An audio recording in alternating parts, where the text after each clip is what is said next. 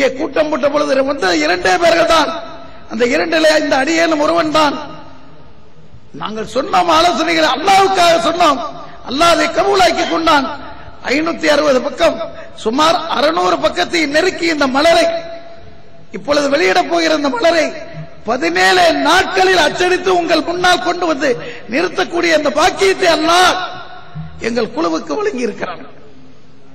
அவனுக்கே நன்றி அனைத்தும், அவனுக்கே புகழ் அனைத்தும். ரப்பே, எங்களை நீ கபூலாக்கிக் கொள்வாயாக, இந்த மதரசாவையும் கபூலாக்குவாயாக. இந்த மதரசாவில் யாரெல்லாம் ஓதினார்களோ, யாரெல்லாம் ஓதிக்கொண்டிருக்கிறார்களோ அவர்களையும் நீ கபூலாக்குவாயாக. இந்த மதரசாவுக்கு உதவியாளர்களாக வாழுகிற இந்த ஊர் மக்களை அல்லாஹ் நீ கபூலாக்குவாயாக. அல்லாஹ் அவர்களுடைய இல்லங்களில் ஒளிவீச செய்வாயாக. அவர்கள் வாழ்க்கையில் ஹயாத்தில் பரக்கத்தை தருவாயாக. அவருடைய வாழ்க்கையை வளமான வாழ்க்கையாக, நலமான வாழ்க்கையாக, ஹைரான வாழ்க்கையாக, உனக்கும் உனது ரசூலுக்கும் விருப்பமான வாழ்க்கையாக அல்லாஹ் என்றென்றும் ஆக்கி வைப்பாயாக. அவர்களுடைய அந்த வாரிசுகளுடைய வாழ்க்கையை அல்லாஹ் நீ சிறப்பாக்கி வைப்பாய். இந்த துவாவை நாங்கள் இப்பொழுது செய்யவில்லை சகோதரர்களே. எங்களுக்கு முன்னிருந்து செய்தார்கள், எங்களுக்கு பின்வரக்கூடிய செய்கிறார்கள், நாங்களும் செய்கிறோம். அதன் விளைவாகத்தான் ஒரு காலத்திலே வெறும் கொடிக்காலில் மட்டும் வேலை பார்த்த பயிர்களை அறுவடை செய்து கொண்டிருந்தவர்கள் இன்றே உலகம் முழுவதும் செய்து இந்த மாநாடுக்கு கூட யாரிடம் இவ்வளவு ஒரு மாபெரும் மாநாடுக்கு யாரிடம் பணம் எதுவும் கேட்கவில்லை. ஹதரத் அவர்கள் காலையிலே சொன்னார்கள், நாங்கள் கேட்கவே இல்லையே, கேட்காமலேயே வழங்கினார்கள் மக்கள். அதுவும் இந்த லால்பேட்டை மக்கள். அல்லாஹ் இந்த லால்பேட்டை மக்களை நீ கபூலாக்கி அவர்களுக்கு அல்லாஹ் ரப்பல் கிருபை செய்து உன்னுடைய ராமத்திற்கு முழுமையாக அல்லாஹ் ஆட்பட்டவர்களாக அவர்களை நீ ஆக்கி வைப்பாயாக. நான் அதிகமாக பேச முடியவில்லை. துவா செய்கிறோம். துவாவை தவிர எங்களிடம் எதுவுமே இல்லை. எங்களிடம் உழைப்பு இருக்கலாம், ஆனால் அந்த உழைப்பையும் ஏற்றுக்கொள்ளக்கூடியவனாக அல்லாஹ் இருக்க வேண்டும். இந்த மலரை அல்லாஹ் கபூலாக்கி வைப்பானாக. இதில் நடக்கிற நிகழ்வுகளையும் அல்லாஹ் கபூலாக்கி வைப்பானாக. சொல்ல போனால் இந்த விழாவை பார்ப்பதற்கு மட்டுமல்ல, இந்த விழாவில் சொல்லப்படுவதை கேட்பதற்காக வந்திருக்கக்கூடிய உங்களையும் எங்களையும் அல்லாஹ் கபூலாக்கி வைப்பானாக என்று வேண்டியவனாக நான் விடைபெற்றுக் கொள்கின்றேன். விழா நிகழ்வுகள் சிறப்பாக மட்டுமல்ல, அல்லாஹ்வுடைய அருளோடு இன்றும் மக்களுடைய உள்ளத்தில் நிரந்தரமாக நின்றிருக்கவும் அல்லாஹ் கருணை செய்வானா. அல்லாஹ் நம்மளுக்கு தந்திருக்கக்கூடிய இந்த நியமத்துகளை நிரந்தரமாக்கி தருவாயாக ரப்பே. இந்த மதரசாவை எங்களுக்கு இன்றும் நிரந்தரமாக்கி தருவாயாக ரப்பே. இந்த மதரசாவுடைய கிதமத்தையும் இந்த சமுதாயத்திற்கு நிரந்தரமாக்கி தருவாயாக. அல்லாஹ் இதனுடைய பயன்களை அல்லாஹ் இந்த சமுதாயம் முழுவதற்கும் சிறப்பாக இன்றும் கிடைப்பதற்கும் நீ அல்லாஹ் கிருபை செய்வாயா என்று வேண்டியவனாக விடைபெறுகின்றேன். சுப்ஹானக்கல்லாஹும்ம வ பிஹம்திக நஷ்ஹது அன் லா இலாஹா இல்லா அன்த நஸ்தக்ஃபிருக வ நதூபு இலைக் வ ஸல்லல்லாஹு தஆலா வ ஸல்லம் அலா கைரி ஹல்கி முஹம்மத் வ அலா ஆலிஹி வ ஸஹ்பிஹி அஜ்மஈன் வல்ஹம்துலில்லாஹி ரப்பில் ஆலமீன்.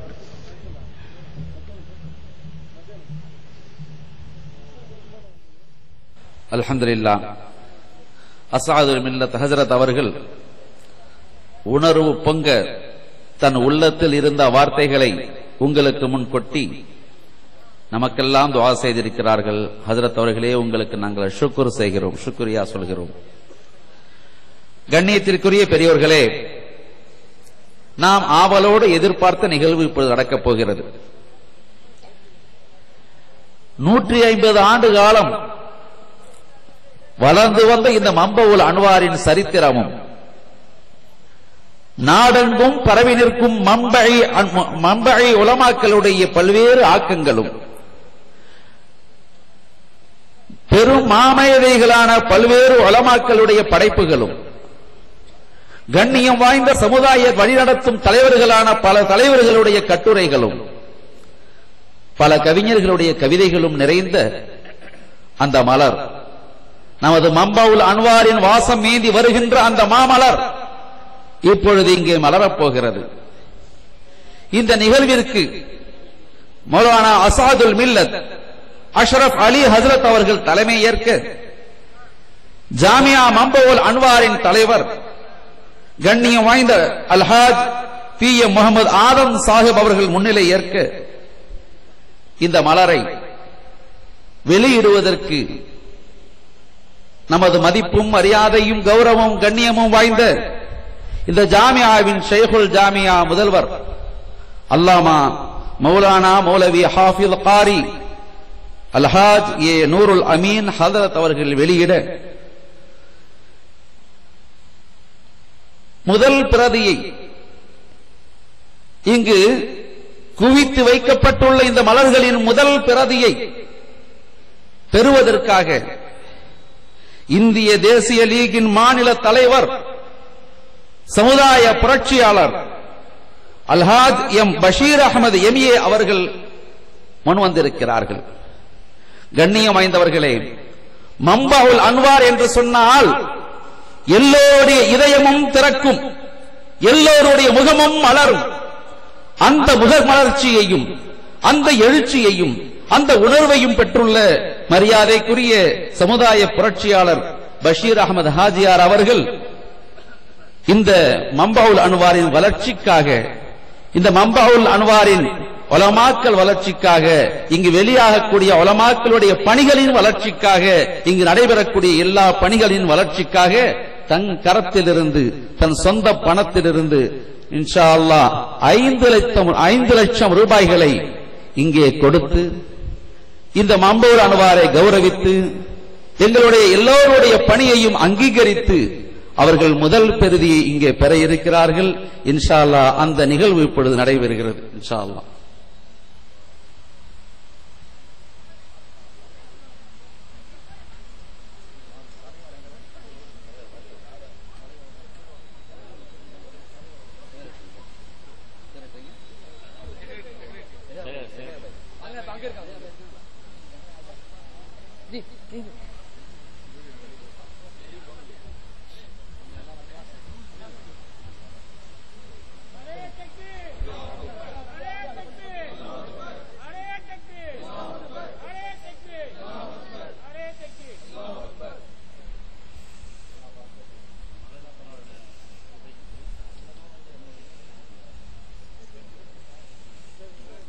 அல்ஹம்துலில்லாஹ் மலர் வெளியிடப்பட்டது.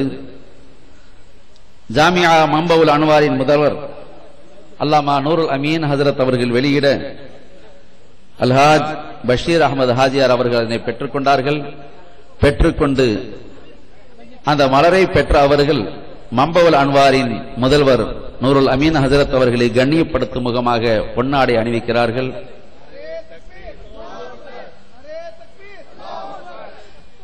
இந்த மாபெரும் நிகழ்வை இதயங்களில் விதைத்து எங்களை எழுச்சி பெற செய்த அசாதுல் மில்லத் முகமது அஷ்ரப் அலி ஹஜரத் அவர்களுக்கும் பொன்னாடை போர்த்துகிறார்கள்.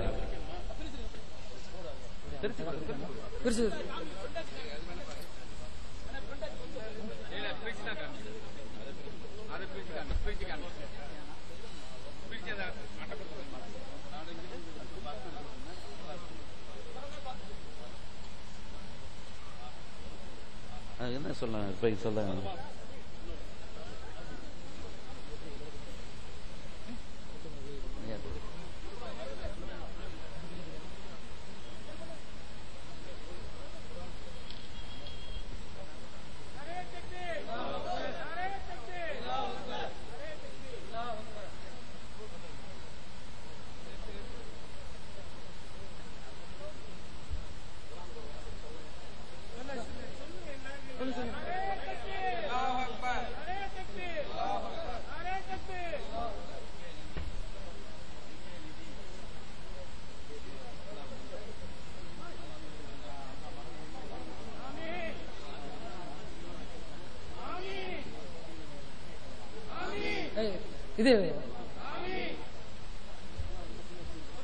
மலரை பெற்றுக்கொண்ட அல்ஹாஜ் பஷீர் அகமது ஹாஜியார் அவர்கள் 5 லட்சம் ரூபாயை கண்ணியத்திற்குரிய மௌலானா நூருல் அமீன் ஹஜரத் அவர்கள் கைகளிலே ஒப்படைக்கிறார்கள்.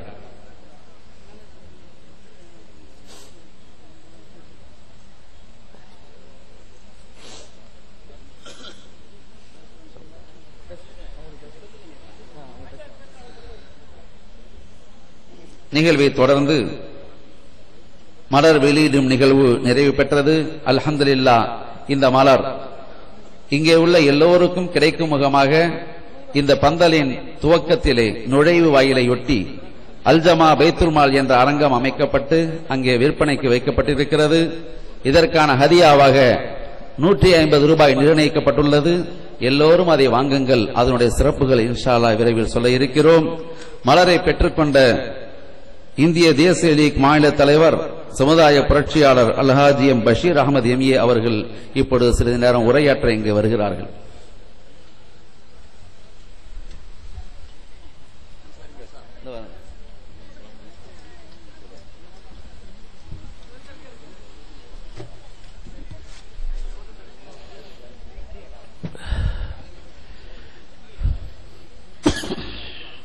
நிறைவுடை வாழ்வழித்து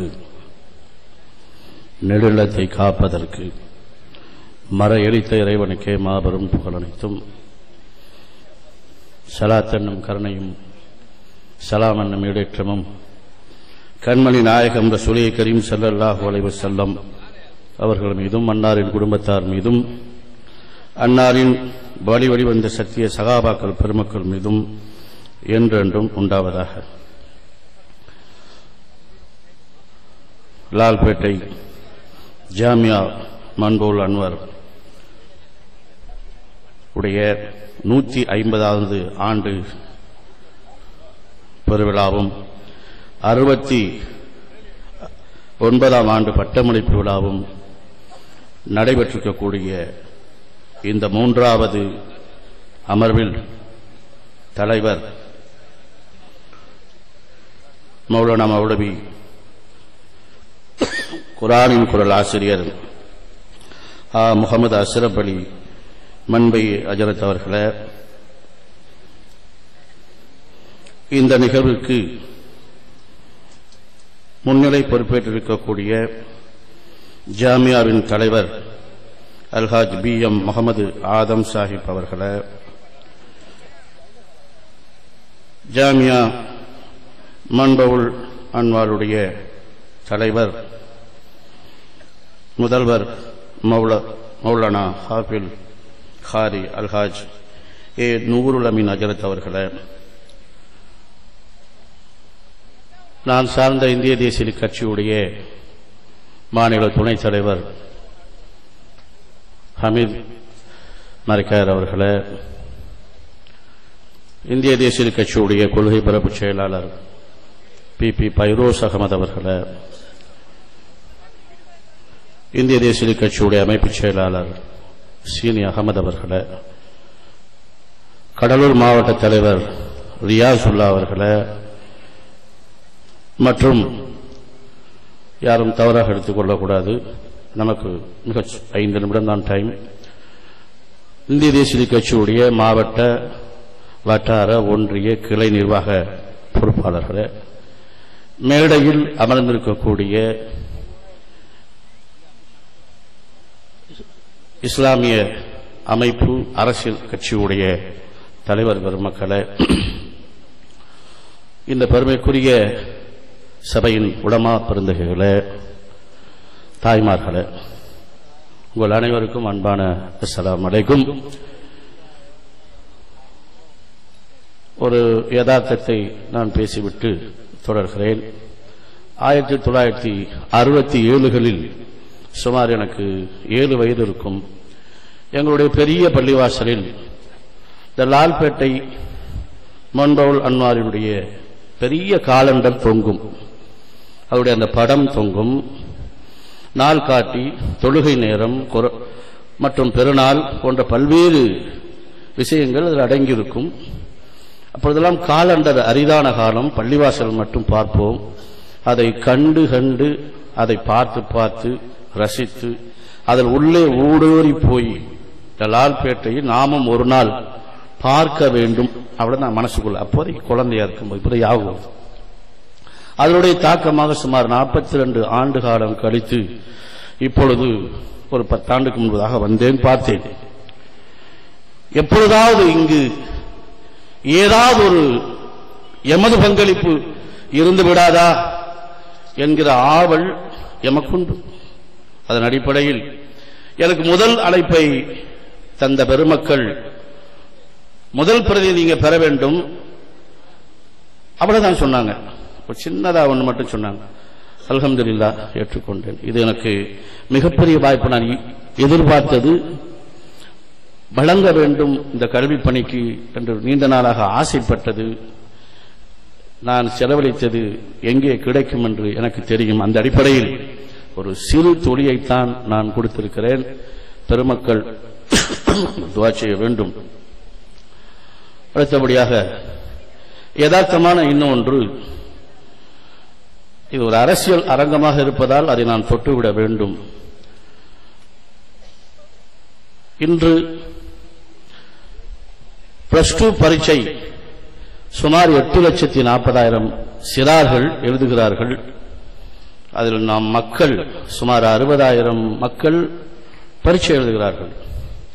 அதில் பணம் படைத்த வல்லுநர்கள், பொருளாதார மேதைகள் சுமார் ஒரு 10,000 பேர்கள் தங்கள் பிள்ளைகளை மேற்படிப்புக்கு அனுப்பிவிடுகிறார்கள். ஒரு 100 பேர்கள் டாக்டர் ஆகிறார்கள். சுமார் 20,000 பேர்கள் இன்ஜினியர் போன்ற படிப்புக்கு செல்கிறார்கள். மீதி இருக்கிற 40,000 பேருடைய நிலை பரிதாபத்துக்குரிய ஒரு நிலை. அடுத்த நிலை தொடருவதற்கு கூட கல்விக்கு அந்த பீஸ் கட்டக்கூட முடியாத ஒரு நிலை. 20,000 ரூபாய் அரசு முதல் மாணவனுக்கு வழங்கியிருந்தாலும் அதை தொடக்கூட முடியாத ஒரு நிலை, அவல நிலை ஒரு பக்கம் இருக்கிறது. உலமா பெருந்தகைகள் இருக்கக்கூடிய இடத்தில் பெருமக்கள் என்னை தவறாக நினைத்துக் கொள்ளக்கூடாது. ஒரு கருத்தை நான் சொல்லுகிறேன். ஒரு 10 ஆண்டு காலத்துக்கு பின்பதாக இது நடந்தால் நான் மகிழ்வேன். ஒன்றுமில்லை, தூத்துக்குடி மன்சூர் சலாப் அரபிக் கல்லூரி மூடப்பட்டு விட்டது.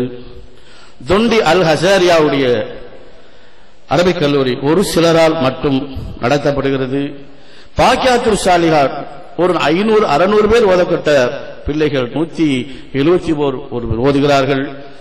நமது அன்வாரியில் கிட்டத்தட்ட 500 பிள்ளைகள் ஓதக்கூடிய இந்த பிள்ளையில் மிக குறைவான பிள்ளைகள் ஓதிக்கொண்டிருக்கிறார்கள். இதில் கவனம் மக்களுக்கு போய்விட்டது. இருந்தாலும் நாம் அவர்களை திசை திருப்ப வேண்டிய கட்டாயத்தில் இருக்கிறோம்.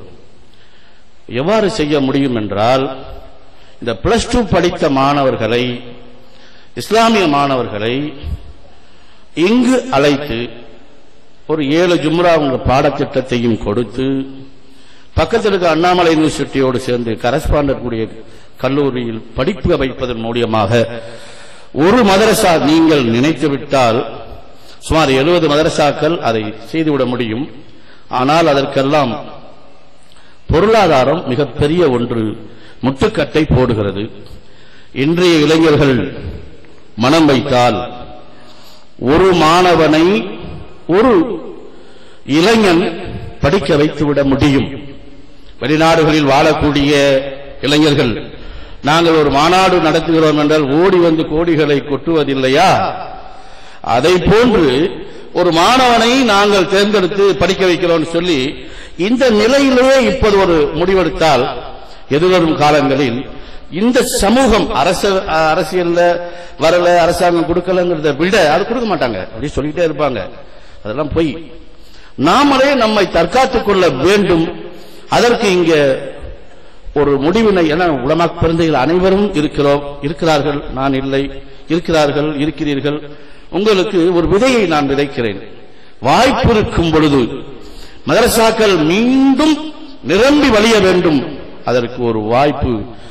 படிப்பு தொடர முடியாமல் இருக்கக்கூடிய இளைஞர்களை நாம் அழைத்து படிக்க வைக்க வேண்டும். இதை உங்களை பார்த்து காப்பி அடித்து ஜாமியா ஹைராத்துல் அரபிக் கல்லூரி வீரசோளத்தில் நாங்கள் தொடங்கினோம். 10 ஆண்டு காலம் அது போய்கொண்டிருக்கிறது.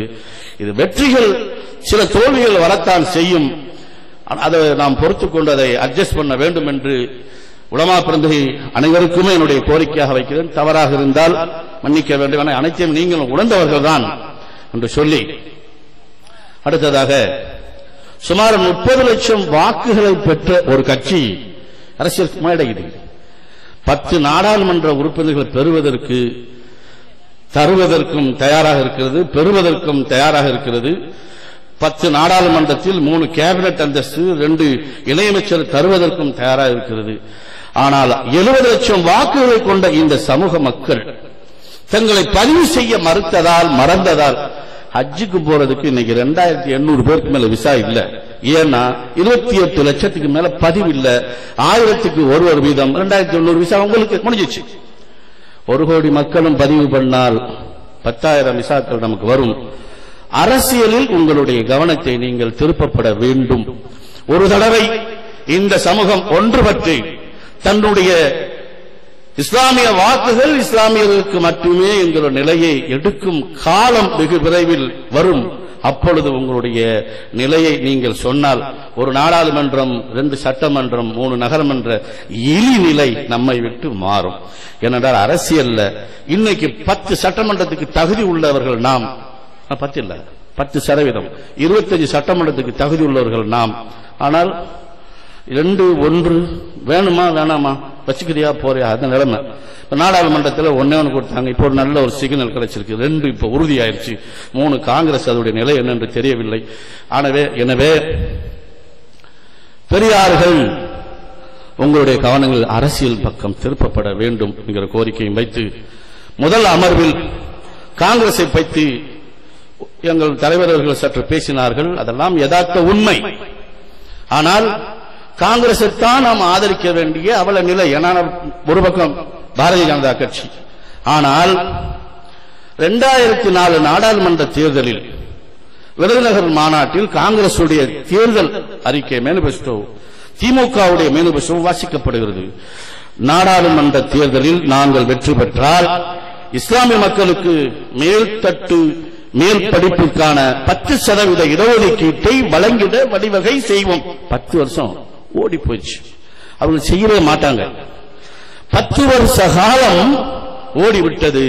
நாம் எச்சரித்து பார்க்கிறோம்.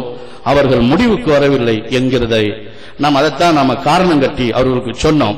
இப்ப நீங்க இப்படியே தொடர்ந்தீங்கன்னு சொன்னா பிராந்திய கட்சிகள், இப்ப யூபியில முலாயம் சிங் யாதவ் முழுமையா வெற்றி பெறுவார், பீகார்ல லல்லு பெறுவார், மேற்கு வங்கத்தில் மம்தா பெறுவார், தமிழகத்தில் எக்ஸ் பெறுவாங்க.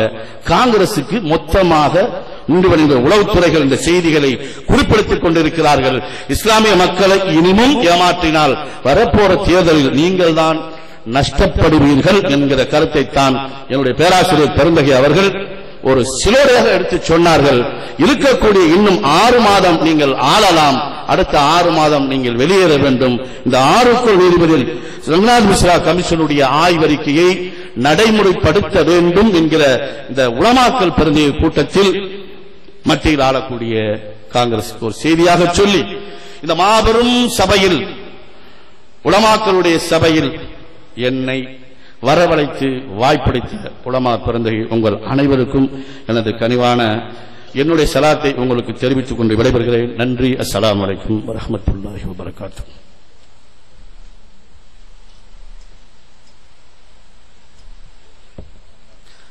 கண்ணியத்திற்குரியவர்களே, சிறப்பு வாய்ந்த இந்த சிறப்பு மலர் இங்கே விற்பனைக்கு வைக்கப்பட்டுள்ளது.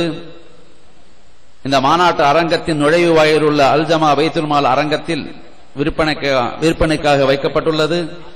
அங்கே பெற்றுக் கொள்ளலாம். மேலும் இங்கே உலமாக்கள், மம்பாவுல் அன்வாருடைய மாணவர்கள் மற்றும் உலமாக்கள் இந்த இடையிலே வந்து விற்பனைக்கும் வந்திருக்கிறார்கள். அனைவரும் பெற்றுக் கொள்ளுங்கள். 150 ரூபாய் அல்ல, 150 ரூபாய்க்கு 150க்கு மேற்பட்ட பொக்கிஷங்கள் அதிலே புதிந்திருக்கிறது. இந்த மலரை பெறுவதற்கு ரூபாய் 1000, ரூபாய் 2000, ரூபாய் 5000 என கொடுத்து மேடையிலே வாங்க விருப்பப்படுகிறோம் என பல்வேறு மக்கள் அறிவிப்பு செய்திருக்கிறார்கள். அவர்களிலே ஹாஜி எம்.கே. முகமது அலி இல்லேரி அவர்களும், ஏஎம்.கே. ஆரிஃபுல்லா இல்லேரி அவர்களும், பி. முகமது அபுபக்கர் இல்லேரி அவர்களும், ஏஎம்.கே. அலாவுதீன் இல்லேரி அவர்களும், கவுஸ் பாஷா இல்லேரி அவர்களும் ரூபாய் 1000 வீதம் கொடுத்து நம்முடைய ஹஜ்ரத் மரியாதைக்குரிய ஜாமியா முதல்வர் அவர்கள் கைகளில் இருந்து பெறுவதற்கு இங்கே அழைக்கப்படுகிறார்கள். இதுபோன்று இன்னும் யாரெல்லாம் விரும்புகிறீர்களோ நேரடியாக மேடை வந்து தங்கள் விரும்பும் பணத்தை கொடுத்து இங்கே பெற்றுக்கொள்ள வேண்டுகிறோம். 150 ரூபாய் கொடுத்து வாங்க நினைப்பவர்கள் அரங்கத்தில் விற்கக்கூடியதை வாங்கிக் கொள்ளுங்கள். கூடுதல் நிதியை கொடுத்து மம்பாவுல் அன்வாருக்கு நாங்கள் மனமு வந்து தருகிறோம் என்ற எண்ணம் உள்ளவர்கள் மேடைக்கு வந்து பெற்றுச் செல்லுங்கள் என்று அன்போடு அழைக்கின்றோம். அருமைக்குரியவர்களே, உங்கள் கைகளில் வழங்கப்படக்கூடிய இந்த மலர் ஏதோ அச்சடிக்கப்பட்ட காகிதங்கள் அல்ல. இவற்றிலே பொதிந்துள்ள விஷயங்களை நீங்கள் சற்றே உள்வாங்கி பாருங்கள். எத்தனை விஷயங்கள், குர்ஆனை பற்றிய எத்தனை தலைப்புள்ள விஷயங்கள், எத்தனை தலைப்புள்ள விஷயங்கள். வான்மறையில் வேளாண்மை என்ற கட்டுரையில் அல்லாமா நிசாமுத்தீன் ஹஜ்ரத் அவர்களும் மாற்றமில்லா ஒரே வேதம் திருக்குர்ஆன் வன்முறையை தூண்டுகிறதா, திருக்குறளும் திருக்குர்ஆனும் விரிவுரையாளர்களின் தலைவர் ஹஜ்ரத் இப்னு அப்பாஸ் மற்றும் செம்மொழி அரபி மானுட வாழ்க்கையின் அரபியில் தப்சீர் செய்தவர்கள் என்ற 10 தலைப்புகளிலே மிக அதிகமான கட்டுரைகள் விரிவாக்கம் செய்யப்பட்டிருக்கிறது. குர்ஆனை பற்றி விளங்குவதற்கு குர்ஆனை ஆய்வு செய்தவர்கள் என்னவெல்லாம் சொல்லுகிறார்கள் அவையெல்லாம் இங்கே பதிவு செய்யப்பட்டிருக்கிறது. குர்ஆனை பற்றி தெரிந்து கொள்ள ஒரு வாய்ப்பு. அதுபோன்ற ஹதீஸ்களை பற்றி தெரிவதற்காக இந்த ஹதீஸிற்கு எவ்வளவெல்லாம் திரட்டுவதற்கு பாடுபட்டார்கள். அல்லாமா இமாம் புகாரி ரஹமத்துல்லாஹி அலைஹி அவர்கள், இமாம் முஸ்லிம் அவர்கள், இமாம் திருமதி அவர்கள், இன்னும் ஹதீஸ் கலை மேதைகள் ஹதீஸ்களை இப்படி எப்படியெல்லாம் திரட்டினார்கள் வரலாறு அங்கே தொகுத்து தரப்பட்டிருக்கிறது. ஹதீஸ்களை திரட்டும் காலத்திலே அதற்கு எப்படியெல்லாம் இடையூறு வந்தது, அதனை மறுத்தவர்களுக்கு பெயர் என்ன, ஆய்வு செய்யப்பட்டு ஒரு ஆய்வு கோவையும் அதிலே இருக்கிறது. சட்டத்துறையிலே ஃபிக்ஹை பல்வேறு வகைகளிலே ஆய்வு செய்து அந்த ஆய்வுகளை பல தலைப்புகளிலே வெளியிட்டிருக்கிறோம். இன்னும் இந்த மம்பவுல் அன்வாருடைய கற்ப கிரகத்திலே உதித்து இங்கே தங்களுடைய பணியின் மூலமாக வாழ்ந்து முடித்த பல்வேறு அவுலியாக்கள், நாதாக்கள், பெரிய மனிதர்கள் என்ற வாழ்க்கை வரலாறு நீண்டு அனைவருடைய வாழ்க்கையும் பொதிக்கப்பட்டிருக்கிறது. கண்ணியத்திற்குரியவர்களே, இந்த மலரை நீங்கள் எல்லோரும் பெற்றுச் செல்ல வேண்டும். உங்கள் வருங்கால சந்ததிக்கு இதனை ஒரு பொக்கிஷமாக இல்லத்திலே வைக்க வேண்டும். உங்கள் வீட்டு பெண்களை படிக்க செய்ய வேண்டும். உங்கள் குழந்தைகளுக்கு இதனை எடுத்து எடுத்து காண்பிக்க வேண்டும். இந்த உணர்வுகளை ஊட்ட வேண்டும். எனவே 150 ரூபாய் ஹதியா கொடுத்து ஒவ்வொருவரும் இந்த மலரை வாங்கிவிடுங்கள். அவசியம் வாங்கிச் செல்லுங்கள். கொண்டு வந்திருக்கக்கூடிய எண்ணிக்கை மிக குறைவு. எனவே இருப்பதை வாங்கிச் செல்லுங்கள். வாங்கக்கூடிய அனைவருக்கும் வாழ்த்துக்களை கூறுகிறோம். அடுத்ததாக கண்ணியத்திற்குரியவர்களே, நம்முடைய நிகழ்வு தொடர்கிறது. இந்த நிகழ்விலே மாலை அமர்வான 2ஆம் அமர்வு மிக குறுகிய நேரமாக இருந்த காரணத்தினால் அதிலே பல பேச்சாளர்கள் பேச முடியவில்லை. அந்த அமர்விலே பேச வேண்டிய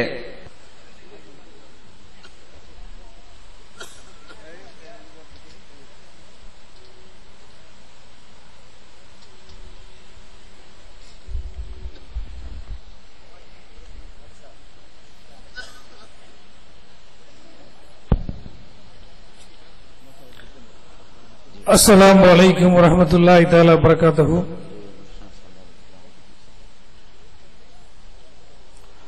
அஊது பில்லாஹி மினஷ் ஷைத்தானிர் ரஜீம். பிஸ்மில்லாஹிர் ரஹ்மானிர் ரஹீம். அளவற்ற அருளாளனும் நிகரற்ற எல்லாம் வல்லோனுமாகிய அல்லாஹ்வினுடைய திருப்பெயரால் என்னுடைய வார்த்தைகளை துவங்குகின்றேன். ஸலவாத்தும் ஸலாமும் நம் உயிரினிய தலைவர் முஹம்மது முஸ்தபா அஹ்மத் முஜ்தபா ரசூல் அக்ரம் ஸல்லல்லாஹு அலைஹி வஸல்லம் அவர்கள் மீதும் அவர்களுடைய உத்தம குடும்பத்தினர்கள், சஹாபா பெருமக்கள், நல்லடியார்கள், இங்கே இருக்கக்கூடிய அனைவர்கள் மீதும் என்றென்றும் உண்டாவதாக. வரலாற்று சிறப்புக்குரிய லால்பேட்டை நகரில் மாண்புயர் இஸ்லாத்தின் மேன்மைகளை உலகெங்கிலும் பரப்பி வரக்கூடிய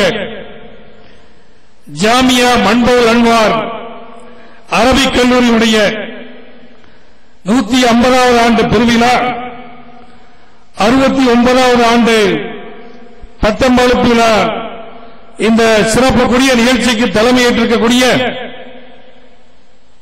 கண்ணியத்திற்குரிய மௌலானா மௌலவி ஷேக் அஷ்ரப் அலி ஹஸ்ரத் அவர்களே, மதரசாவினுடைய இன்றைய முதல்வராக இருந்து சன்மார்க்க போதனையை தெளிவாகவும் விரைவாகவும் அனைவருக்கும் எடுத்துச் சொல்லக்கூடிய ஆற்றலை பெற்றிருக்கக்கூடிய கண்ணியத்திற்குரிய மௌலானா மௌலவி நூருல் அமீன் ஹஸ்ரத் அவர்களே, அரபிக் கல்லூரியினுடைய சிறப்புக்குரிய தலைவர் மரியாதைக்குரிய ஹாஜி PM முகமது ஆலம் சாஹிப் அவர்களே, இதனுடைய செயலாளர் ஹாஜி PM முகமது யஹியா அவர்களே, ஹாஜி SS ஜாஃபர் அலி அவர்களே, மற்றும் இந்த மண்பகலன்மார் அரபிக் கல்லூரியுடைய நிர்வாக பெருமக்களே, கண்ணியத்திற்குரிய உலமா பெருமக்களே, சமுதாயத்தினுடைய தகை சார்ந்த பெரியவர்களே, கண்ணியத்திற்குரிய அருமை மாணவ செல்வங்களே, இங்கே சிறப்போடு வருகை தந்திருக்கக்கூடிய சமுதாயத்தினுடைய ஒப்பற்ற தலைவர், தாய்ச்சபை இந்திய யூனியன் முஸ்லீம் லீக்கினுடைய தேசிய பொதுச் செயலாளரும் தமிழகத்தினுடைய தலைவருமான முனீர் மில்லத் பேராசிரியர் பெருந்தகை உள்ளிட்ட தாய்ச்சபையினுடைய அன்பு பெரியவர்களே, அனைத்து இயக்கங்களுடைய தலைவர்களே, வாழ்க்கையிலே ஒரு நிறைவான நிகழ்ச்சியிலே பங்கேற்கின்றோம் என்ற திருப்தியோடு இங்கே அமர்ந்திருக்கின்றோம். கண்ணியத்திற்குரிய பெரியவர்களே, ஜாமியா மண்பவுல் அன்வார் அரபிக் கல்லூரி 1864ஆம் ஆண்டு இந்த இந்திய திருநாட்டின் தென்னகத்திலே அமையப்பெற்ற சிறப்புக்குரிய கல்லூரி என்பதை நாம் எல்லாம் அறிவோம். இந்த கல்லூரி நவாப் ஆர்கார் நவாப் அவர்களுடைய காலத்தில் நவாப் அமீருத்தீன் அவர்களுடைய மந்திரி சபையிலே இருந்த லால்கான் அவர்களுடைய பெயரால் அமையப்பட்ட இந்த ஊரிலே சிறப்போடு திகழக்கூடிய வரலாற்று சிறப்புக்குரிய ஒரு கல்லூரியாகும். இந்த கல்லூரியினுடைய சிறப்புக்குரிய முதல்வராக மௌலானா அகமது ஆலிம் அவர்களும், ஷைகுல் மில்லத் மௌலானா ஜியாவுத்தீன் அகமது அமானி ஹஸ்ரத் அவர்களும், மௌலானா அப்துல்லா ஹஸ்ரத் அவர்களும், மௌலானா இப்ராஹிம் ஹஸ்ரத் அவர்களும், நம்மளுடைய நெஞ்சங்களெல்லாம் நிறைந்திருக்கக்கூடிய சம்சுல் மில்லத் KA முகமது ஜக்கரியா ஹஸ்ரத் அவர்களும் திகழ்ந்து சிறப்பேற்றிருக்கின்றார்கள். இப்பேற்பட்ட பெருமக்களுக்காகவும் இந்த கல்லூரி அமைவதற்காக வேண்டி ஆரம்பித்த இந்த ஊரினுடைய பெருமக்கள், இந்த கல்லூரியினுடைய முன்னேற்றத்திற்காக வேண்டி தங்களை அர்ப்பணித்துக் கொண்ட பேராசிரியர்கள் என்னென்ன வகைகளெல்லாம் இந்த கல்லூரியை நிலைநிறுத்தியிருக்கின்றார்களோ அனைத்து பெருமக்களுக்கும் துவக்கமாக அவர்களுடைய மறுவிருப்பிற்காக வேண்டி நாம் எல்லாம் துஆ செய்ய கடமைப்பட்டிருக்கின்றோம். அவர்களெல்லாம் ஊட்டிய உணர்வும் சமுதாய சிந்தனையும் தான் இன்று இந்திய இஸ்லாமிய சமுதாயத்தை, தமிழ் முஸ்லிம் சமுதாயத்தை ஒழுக்கமுள்ள சமுதாயமாக, கண்ணியமிகுந்த சமுதாயமாக திகழ்வதற்கு அடிப்படை காரணமாக இருந்தது என்பதை நாம் எல்லாம் மறந்து முடியாது. இந்த கல்லூரியிலே அமையப்பட்டிருக்கக்கூடிய தாருல் தப்சீர் கலைக்கூடம் ஆன்மீக கேந்திரமாக கண்ணியமிகுந்த அனைவர்களும் அமர்ந்து இறைவனுடைய திருப்பொருத்தத்தை நாடி சிறப்பான ஒரு இடத்தை பெற்றிருக்கக்கூடிய கலைக்கூடமாக இருப்பதை நாம் எல்லாம் அறிந்திருக்கின்றோம். அதே போல மாணவர்கள் என்று சொன்னாலே ஏதோ படிக்க வந்தவர்கள், படித்துவிட்டால் சென்று விடுவார்கள் என்று கருதாமல் இந்த மதரசாவிலே படிக்கக்கூடிய மாணவர்களை எல்லாம் இந்த ஊரினுடைய பெருமக்கள் தங்களுடைய சொந்த பிள்ளைகள் என கருதி அவர்களுக்கு மதிய உணவையும் இரவு உணவையும் தங்களுடைய பிள்ளைகளுக்கு கொடுப்பது போல இந்த ஊரினுடைய மக்கள் அரவணைத்திருக்கின்றார்கள். அந்த அடிப்படையில் தான் இந்த மதரசாவிலிருந்து உருவாக்கப்பட்ட மண்பகில் எல்லாம் எல்லோரும் எல்லா காலத்திற்கும் இந்த ஊரின் மீதும் இந்த மதரசாவின் மீதும் இன்றளவும் கண்ணியத்தை வைத்திருக்கின்றார்கள் என்று சொன்னால் அவர்களை இந்த மண் அரவணைத்துக் கொண்ட முறை, தங்களுடைய பிள்ளைகளாக அரவணைத்துக் கொண்ட முறை என்பதை நாம் எல்லாம் சிந்திக்கும் போது இதுபோன்ற நிலை தமிழகத்திலும் மாத்திரமல்ல இந்தியாவிலே அனைத்து மதரசாக்களுக்கும் ஏற்பட்டால் மதரசாவினுடைய கண்ணியம் காக்கப்படும், மதரசாவினுடைய சிறப்பு காக்கப்படும் என்பதை நாம் எல்லாம் அறிந்து கொள்ள முடியும். கண்ணியத்துக்குரிய பெரியவர்களே, இந்த மதரசாக்கள் மூலமாக ஏதோ அரபி ஞானத்தை பெற்றோம், இஸ்லாத்தை பற்றி தெரிந்து கொண்டோம் என்று இல்லாமல் இதுபோன்ற மதரசாக்களில் தான் அறிவியல் போதிக்கப்பட்டது. உலகிலே சந்திக்க அனைத்து பிரச்சனைகளுக்கும் தெளிவான முறைகளை வழங்கக்கூடியவர்களாக கண்ணியத்திற்குரிய உலமாக்கள் எல்லாம் தெரிந்திருக்கின்றார்கள். தமிழ்நாட்டை பொறுத்தவரை தாய் மதரசா என்று சொல்லக்கூடிய வேலூரிலே அமையப்பட்டிருக்கக்கூடிய மதரசா பாக்கியாத்தும் சாலியாத்திலே 1984ஆம் ஆண்டுதான் ஆரம்பிக்கப்பட்டது. நம்மளுடைய லால்பேட்டை மதரசா 1864ஆம் ஆண்டு. கிட்டத்தட்ட 20 வருடங்களுக்கு முன்பாகவே இந்த மதரசா தோன்றிய வரலாறையும் நாம் எல்லாம் பார்க்கும் பொழுதுதான் எப்பேற்பட்ட உயர்ந்த நிலையை இந்த மதரசா பெற்றிருக்கின்றதை நாம் எல்லாம் பார்க்கும் பொழுது நம்மளுடைய சரித்திரங்கள் கண்ணுக்கு முன்னே தரக்கூடிய வகையிலே இந்த மாநாட்டினுடைய மலரை நாம் படிக்க ஆவலோடு இருக்கின்றோம். கண்ணியத்திற்குரிய பெரியவர்களே, எப்பேற்பட்ட மௌலவிகளை வழிகாட்டிகளாக ஆன்மீக அறிஞர்களாக இந்திய திருநாடு பெற்றிருக்கின்றது என்பதை நாம் சரித்திரங்கள் வாயிலாக அறியக்கூடிய வாய்ப்பை பெற்றிருக்கின்றோம். முகலாய பேரரசர் அவுரங்கசீப் காலத்திலேதான் தில்லி பட்டணத்திலே அறியப்பட்ட குத்துபுத்தீன் அஹ்மத் இப்னு அப்துல் ரஹீம் ஷா வலியுல்லா என்ற மாபெரும் மேலையை நாம் பெற்றிருந்தோம். ரஹீமியா மதரசாவை தோற்றுவித்தவர்கள் எப்பேற்பட்ட ஆன்மீக பெரியவர். இஸ்லாத்தை பற்றி மட்டுமா சொன்னார், உலகத்திலே ஏற்படக்கூடிய அனைத்து பிரச்சனைகளுக்கும் இஸ்லாமே தீர்வு என்பதை அவருடைய ஆய்வு கட்டுரை மூலமாக நிரூபித்திருக்கின்றார்கள். அவருடைய அரிய பொக்கிஷமாக இருக்கக்கூடிய ஹஜ்ஜத்துல் அல்லாஹுல் பாலிகா என்ற அரும்பெரும் காப்பியம், ஹுஜ்ஜத்துல்லாஹில் பாலிகா என்ற இஸ்லாமிய வாழ்வுக்கு விஞ்ஞான ரீதியான அருமையான விளக்கத்தை தந்தவர்கள் தில்லியிலே நமக்கு சிறப்போடு இடம்பெற்ற ஷா வலியுல்லா என்பதை சரித்திரத்திலே பார்க்க முடிகிறது. அந்த பொக்கிஷத்திலே அவர்கள் எதை பற்றி எல்லாம் சொல்லியிருக்கின்றார்கள்? மார்க்கத்தினுடைய நான்களை மட்டுமா சொல்லியிருக்கின்றார்? இல்லை, எக்கனாமிக்ஸ் பொருளாதாரத்தை பற்றி சொல்லியிருக்கின்றார், அரசியலை பற்றி சொல்லியிருக்கின்றார், சமூகவியலை பற்றி சொல்லியிருக்கின்றார், இயற்பியலை பற்றியெல்லாம் மிகப்பெரிய ஆய்வுகளை நடத்தி எல்லா பிரச்சனைகளுக்கும் தீர்வளிக்கக்கூடிய அரும்பெரும் மார்க்கமாக இஸ்லாம் இருக்கின்றது என்பதை அப்பேற்பட்ட மார்க்க மேதையாக பிறந்த ஷா வலியுல்லா அவர்கள் போதித்திருக்கின்றார்கள் என்பதை நாம் எல்லாம் அறிந்திருக்கின்றோம். அதேபோல மதரசாக்களுடைய பாடத்திட்டங்கள் இன்று எண்ணற்ற மதரசாக்களிலே இருக்கின்றன என்று சொன்னால் அதை வழங்கியவர்கள் யார்? பாக்கியாத்து சாதியாத்தை ஆரம்பித்த நம்மளுடைய ஷா அப்துல் வஹாப் ஆலா ஹஸ்ரத் அவர்கள் தான் மதரசாவிலே இன்று இருக்கக்கூடிய நடைமுறையில் இருக்கக்கூடிய பாடத்திட்டங்களை எல்லாம் வழங்கியிருக்கின்றார்கள்.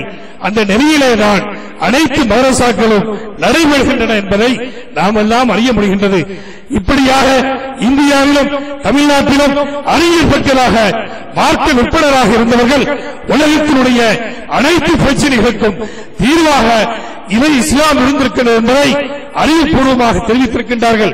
இஸ்லாம் என்றால் ஒரு குறிப்பிட்ட சமுதாயத்திற்கு மாத்திரமல்ல, குறிப்பிட்ட மொழியை பேசுவதற்கு மாத்திரமல்ல, எல்லா சமயங்களையும் எந்த நாட்டில் இருக்கக்கூடியவராக இருந்தாலும் பேணி நடைமுறைப்படுத்த தகுந்த மார்க்கமாக இஸ்லாமிய நெறி இருக்கின்றது.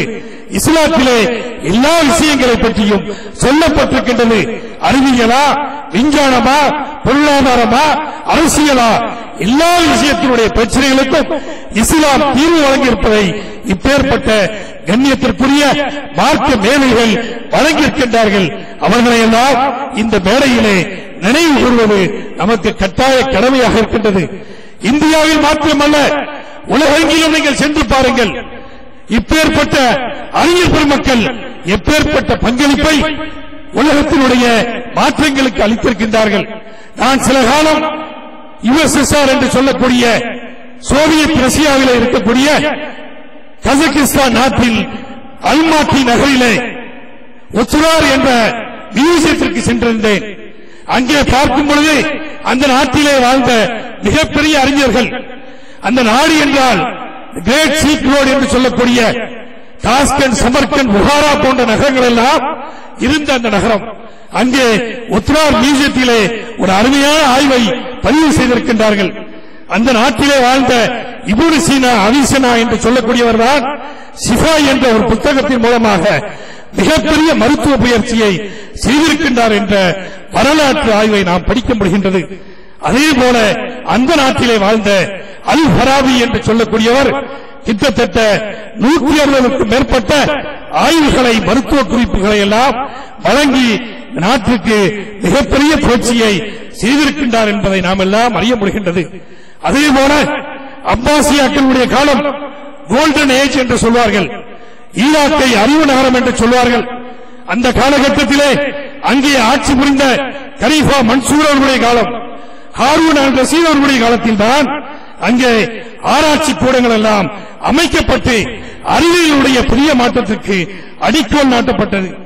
அங்கே பல அரிய கருத்துக்களை எல்லாம் அவர்கள் இயற்கை விஞ்ஞானத்திற்கு, கணிதத்திற்கு, மருத்துவத்திற்கு, வானவியலுக்கு, ரசவாதம் போன்ற அறிவியல் நுட்பங்களை எல்லாம் கண்டுபிடித்தவர்கள் நம் சமுதாயத்தினுடைய கண்ணியத்திற்குரிய ஆலிம் பெருமக்கள், அறிஞர்கள் என்பதை நாம் எல்லாம் மறந்துவிடக் கூடாது.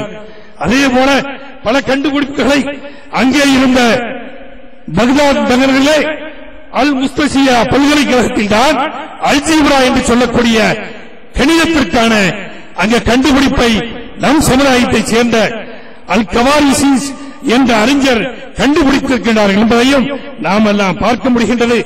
இப்பேற்பட்ட அளவுக்கு அறிவியலில், விஞ்ஞானத்தில், அரசியலில், பொருளாதாரத்தில் அனைத்து விற்பனைகளும் விற்பனராக தெரிந்தவர்கள் மார்க்க அறிஞர்கள்.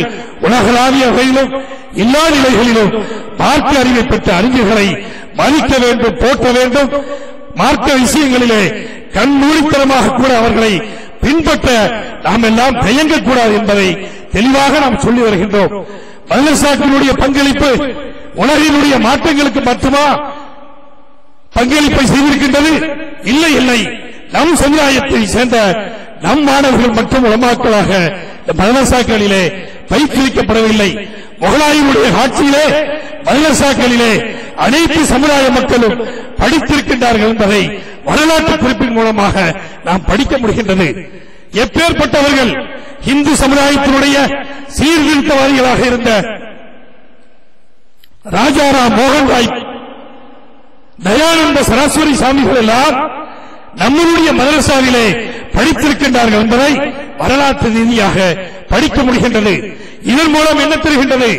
மதரசாக்கள் எல்லாம் தீவிரவாதிகளை போதிக்க கூடமல்ல, மத நல்லிணக்கத்தை, அனைத்து சமுதாய மக்களையும் பண்புக்குரியவர்களாக, அறிவுக்குரியவர்களாக, பண்பாட்டு நெறிகளை போதிக்கக்கூடிய தளமாக மதரசாக்கள் இருந்திருக்கிறது என்பதை இதுபோன்ற இந்து தீவிரவாத சீர்திருத்தவாதிகள் எல்லாம் அங்கே பாடப்பட்டிருக்கின்றார்கள் என்ற அந்த கருத்தின் மூலமாக நாம் எல்லாம் அறிய முடிகின்றது. இந்த கருத்துக்களை எல்லாம் பரப்பக்கூடிய முயற்சியிலே நாம் ஈடுபட வேண்டும். இந்த சரித்திரங்களை எல்லாம் சொல்லக்கூடிய முயற்சியிலே நாம் ஈடுபட வேண்டும். ஏதோ மதரசாக்களிலே மார்க்க கல்வி மட்டும் போதித்தால் போராது. அறிவியலிலே, விஞ்ஞானத்திலே, மருத்துவத்திலே, அரசியலிலே மார்க்கம் சொல்லியிருக்கக்கூடிய தீர்வு எந்த அடிப்படையிலே நாம் வாழ வேண்டும் என்பதை வழிகாட்டக்கூடிய பெருமக்களாக ஆலிம் பெருமக்கள் இருக்கின்றார்கள். எனவே நாம் ஏதோ ஒரு குறுகிய வட்டாரத்துக்குள்ளே இருந்து கொண்டு நம்மை பற்றியே நாம் சிந்திக்காமல் உலகத்தை பற்றி, உலக அறிவியலை பற்றி, உலக விஞ்ஞானத்தை பற்றி, அரசியல் மாற்றங்களை பற்றி அனைத்திற்கும் கருத்து சொல்லக்கூடிய கருவூலமாக, கலைக்கூடமாக இது போன்ற மதரசாக்கள் இருந்திருக்கின்றது. தொடர்ந்து இதை இருப்பதற்கு சமுதாயத்தினுடைய அனைத்து தரத்தில் உள்ள நாமும் பாடுபட வேண்டும். இந்த கண்ணியத்தை பாதுகாக்கக்கூடியவர்களாக நாம் இருக்க வேண்டும்.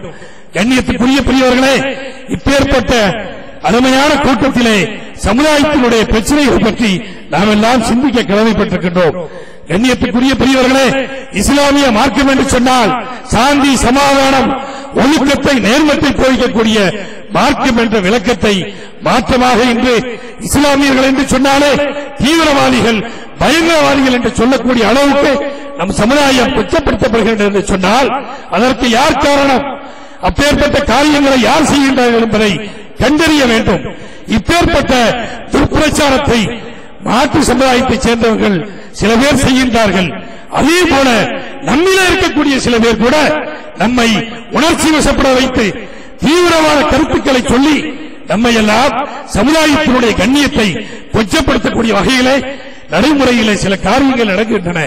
அண்மையிலே சில காலங்களுக்கு முன்பு ஹைதராபாத்தில் இருக்கக்கூடிய ஒரு சட்டமன்ற உறுப்பினர் துவேஷ கருத்தை பதிவிருக்கின்றார்.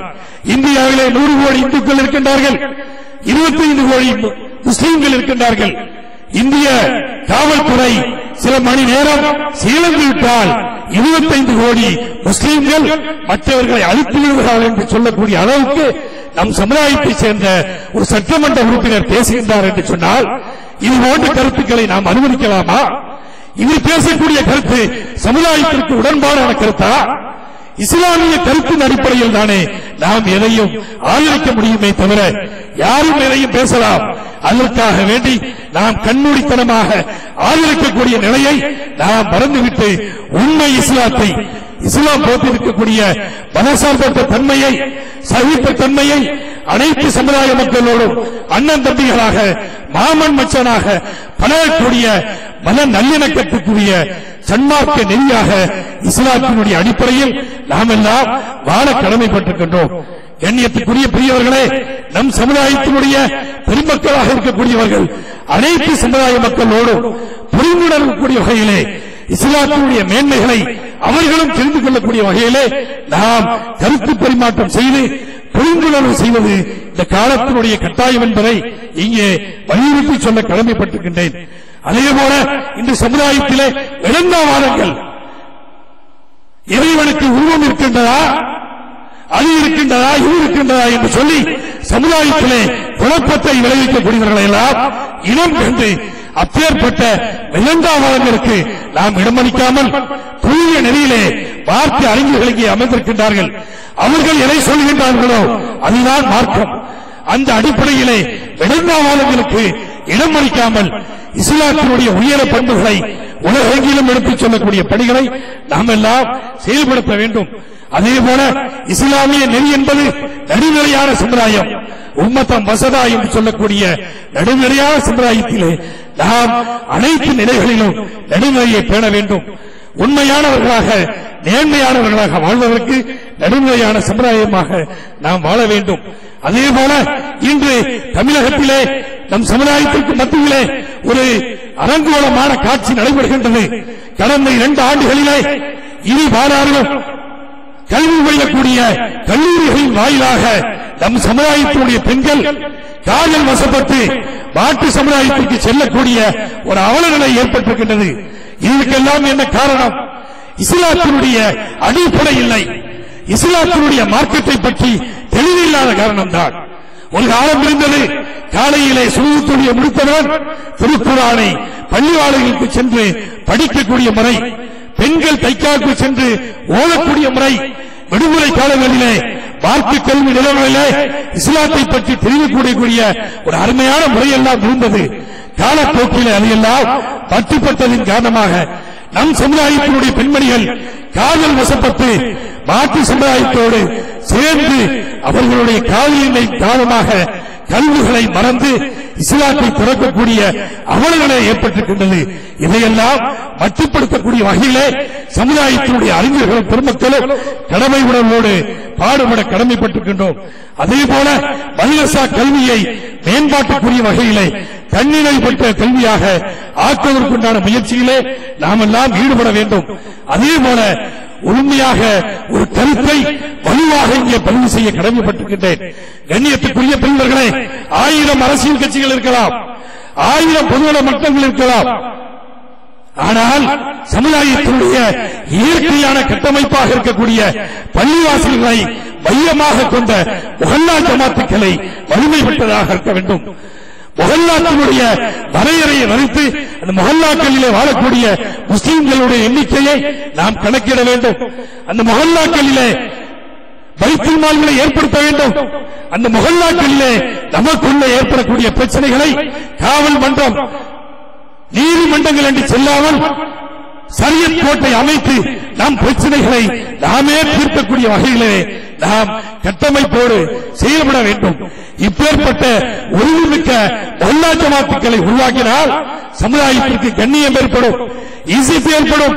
போட்டி பள்ளிவாசல்களை ஏற்படுத்துவதை தடுத்து நிறுத்த வேண்டும். போட்டி பெருநாட்களை கொண்டாடுவர்களை தடுத்து நிறுத்த வேண்டும். உலமாக்களை கொச்சைப்படுத்துவர்களை தனிமைப்படுத்த வேண்டும். உலமாக்களை கண்ணியத்தில் தான் சமுதாயத்தினுடைய கண்ணியம் இருக்கின்றது என்பதை நாம் எல்லாம் சிந்தனையோடு சேர்த்து இப்பேற்பட்ட வழிமுறைகளை நாம் நடைமுறைப்படுத்த கடமைப்பட்டிருக்கின்றோம். இங்கே சமுதாயத்தினுடைய பல்வேறு நிலைகளிலே பணியாற்றக்கூடிய சமுதாயத்தினுடைய பல அமைப்புகளுடைய பிரதிநிதிகள் இங்கே வந்திருக்கின்றார்கள். ஆனால் நமக்குள்ளே புரிந்துணர்வு இருக்கின்றதா? நம் சமுதாயத்தில் ஏற்படக்கூடிய பிரச்சனைகளை தீர்ப்பதற்கு நாம் என்ன செய்திருக்கின்றோம்? 2 வாரத்திலே நாம் சந்தித்த சில பிரச்சனைகளை இங்கே கடமை உணர்வோடு நான் சுட்டிக்காட்ட கடமைப்பட்டிருக்கின்றேன். சென்ற வாரம் கிளியனூரிலே ஒரு ஜனாசாவை அடக்குவதிலே மிகப்பெரிய பிரச்சனை. 12 மணி நேரம் அந்த ஜனாசா அடக்குவதிலே பிரச்சனை ஏற்பட்டு காவல்துறையினர் எல்லாம் அங்கே குவிக்கப்பட்டு அங்கே வழக்காடு மன்றம் வரை செல்லக்கூடிய ஒரு துர்பாக்கியமான சூழ்நிலை. தூத்துக்குடி மாவட்டம் தெற்காத்தூரிலே நிக்காஹினுடைய நடைமுறையிலே பிரச்சனை ஏற்படுத்தினால் வழக்கு. மயிலாப்பூர் சென்னையிலே ஒரு கட்சியினுடைய சொத்தை அபகரிப்பதினாலே வழக்கு. கோவையிலே ஒரு கட்சியினுடைய பெயரை தவறாக பயன்படுத்தினாலே வழக்கு. எத்தனை பிரச்சனைகள்! இது போன்ற சமுதாய அமைப்புகளாக இருக்கக்கூடிய நாம் சிந்திக்க வேண்டாமா? அடிப்படையிலே நாம் இதையெல்லாம் புரிந்துணர்வோடு செயல்பட வேண்டாமா? இப்பேற்பட்ட நம்மளுடைய நிகழ்ச்சிகள் எல்லாம் காவல் நிலையத்துக்கு சென்றால் நம்மை யார் மதிப்பார்? காவல்துறை மறைக்குமா? அரசாங்கம் மதிக்குமா? யார் நம்மை மதிப்பார்கள்? கட்டமைப்பை குறைத்துவிட்டு சமுதாயத்தை எப்படி ஒற்றுமைப்படுத்த முடியும்? கட்டமைப்பை சீர்குலைத்துவிட்டு சமுதாயத்தினுடைய கண்ணியத்தை எப்படி நாம் நிலைநிறுத்த முடியும்? கண்ணியத்துக்குரிய பெரியவர்களே, 1990ஆம் ஆண்டு முதல் முறையாக லாட்பேட்டை திருநகருக்கு கண்ணியத்துக்குரிய தலைவர் சிராஜுல் மில்லத் அப்துல் சமத் சாஹிப் அவர்களும் குலாம் முகமது பனாத்தோலா சாஹிப் அவர்களோடு வரக்கூடிய ஒரு அருமையான சூழ்நிலை. எப்பேற்பட்ட கண்ணியம்! இந்திய திருநாட்டிற்கு முன்னுதாரணமாக இருந்த திருநகர் லால்பேட்டை. அந்த லால்பேட்டையினுடைய மனவாள அந்த நிகழ்ச்சிகள் எல்லாம் என் கண் முன்னால் இருக்கின்றது. சமுதாயத்தினுடைய அனைத்து பிரச்சனைகளுக்கும் அன்று இருந்த லால்பேட்டையே தீர்வாக இருக்கின்றது. லால்பேட்டையிலே பச்சிலம் பிறைக்குடியினுடைய தோரணைகள் எல்லாம் அலங்கரிக்கப்பட்டு உலக இஸ்லாமிய சமுதாயத்திற்கு பாடுபடக்கூடிய அந்த நல்ல சூழ்நிலை எல்லாம் ஏற்பட்டது. அப்பேற்பட்ட சூழ்நிலை நடைமுறைப்படுத்த வேண்டும். மதரசாவுடைய கல்வி மேம்பட வேண்டும் என்ற அடிப்படையில் தான் ஆசாம் நிவாரண நிதியின் போது தாய்ச்சபையின் சார்பாக திரட்டப்பட்ட நிதியை பெரும் பகுதியை மதரசாவை நிறுவுவதற்காக வேண்டி நாங்கள் எல்லாம் முடிவு செய்திருக்கின்றோம். தலைவர் அவர்களும் பேசியிருக்கின்றார்கள் மற்றும் பல்வேறு தலைவர்கள் எல்லாம் பேசியிருக்கின்றார்கள்.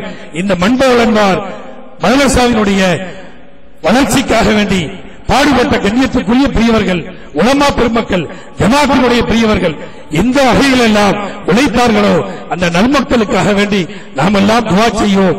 எல்லாம் வல்ல இறைவன் இவர்களை மேன்மக்களாக ஆக்குவானாக. எல்லாம் வல்ல இறைவனுடைய நல்லர்களும் அண்ணலம் பெருமானார் நபிகள் நாயகம் ஸல்லல்லாஹு அலைஹி வஸல்லம் அவர்களுடைய ஸஃபாஅத்தும் நம் அனைவர்கள் மீதும் என்றென்றும் உண்டாவதாக என்ற துஆவோடு உங்களை எல்லாம் சந்திக்கக்கூடிய வாய்ப்பை நல்கிய இந்த மதரசாவினுடைய நிர்வாகிகளுக்கும், தாய் சபையினுடைய இந்த மாவட்ட தலைவர் அமானுல்லா அவர்களுக்கும், நகர தலைவர் அபூ சூத் உள்ளிட்ட நிர்வாகிகளுக்கும், மூத்த தலைவர் தளபதி ஷஃபீக்குர் ரஹ்மான் அவர்களுக்கும் மனமார்ந்த நன்றியினை தெரிவித்து அமைகின்றேன். நன்றி, வசலாம். கண்ணியம் வாய்ந்த சமுதாய தலைவர்களே, எங்கள் தலைவர்களின் சொற்களையும் வீர உரைகளையும் எவ்வளவு கேட்டாலும் எங்களுக்கு போதாது. என்றாலும் கூட நிகழ்வை நடத்தக்கூடிய நாங்கள் சற்றே உங்களிடத்திலே வேண்டுகிறோம், நேரத்தை சற்றே கவனித்து ஒத்துழைப்பு தாருங்கள் என அன்போடு கேட்டுக்கொள்கிறோம். கண்ணியத்திற்குரியவர்களே, இஷாவுடைய தொழுகைக்காக இங்கே விழாவின் நிறைவிலே பாங்கு சொல்லப்பட்டு தொழுகை நடைபெற உள்ளது. எனவே யாரும் இங்கிருந்து கலைய வேண்டாம். மேலும் இங்கே வெளியிடப்பட்ட மலரை வந்திருப்பவர்கள் வாங்கிக் கொள்வார்கள். வராதவர்கள் அல்லது வாங்க முடியாத யாரேனும் இருந்தால் அவர்கள் வாங்கிக் கொள்வதற்காக மௌலானா உமர் ஜாஃபர் ஹசரத் அவர்கள் ரூபாய் 1500 கொடுத்து 10 நபர்கள் வாங்கிக் கொள்ளலாம் என அறிவிக்கிறார்கள். அதுபோன்று தேவையுள்ளவர்கள் வாங்கிக் கொள்ளலாம். அதுபோன்று யாரேனும் ஹதியா கொடுக்க விரும்புபவர்களும் செய்து கொள்ளலாம் என அறிவிக்கப்படுகிறது. அடுத்ததாக இந்த நிகழ்விலே உரையாற்ற மாங்குயில் கூவிடும் பூஞ்சோலை, எமை மாட்ட நினைத்திரும் சிறைச்சாலை, எது வந்த போதும் சமுதாயத்திற்காக எதையும் இழக்க தயாராகும் என்று சிறை கொட்டடியானாலும் பள்ளிவாசல் நிகழ்வானாலும் குதுபாவின் மேடையானாலும் வீர முழக்கத்தோடு ஒரு மௌலவி உலா வருகிறாரே, தமிழ்நாடு முஸ்லிம் முன்னேற்ற கழகம் மனிதநேய மக்கள் கட்சியின் மாபெரும் தலைவர் எங்கள் அருமைக்குரிய சகோதரர் JS ரிஃபாயி அண்ணன் அவர்களை அன்போடு இங்கே உரையாற்ற அழைக்கின்றோம்.